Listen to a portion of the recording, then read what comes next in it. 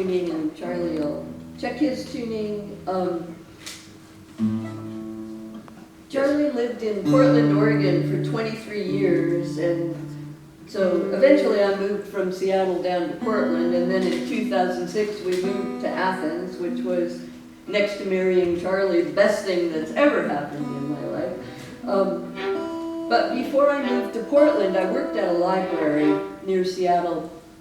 And first of all, I really want to thank Nathan for inviting us and setting all this up. He's the circulation manager, but we all know that he probably does so much more than that as well. And so here's a tiny, kind of cute story from when I worked at the library.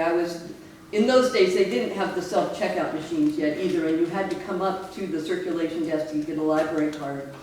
And we had a low desk if you were disabled or were in a wheelchair or you were 5 years old or whatever. And so I was sitting at that, and this little boy, who was probably about 4, came up and he gave me his piece of paper where he'd carefully written his name and his address, and I gave him his card, and he said, "Thank you, library girl." If I was going to have a superhero personality, that's who I would want.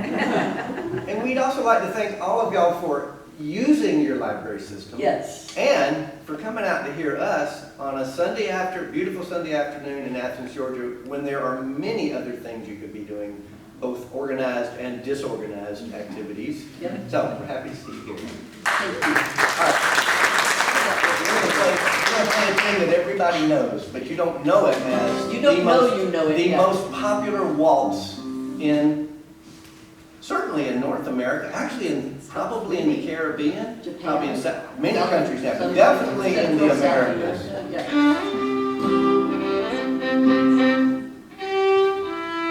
Ready? Yep. We call it Katie Casey.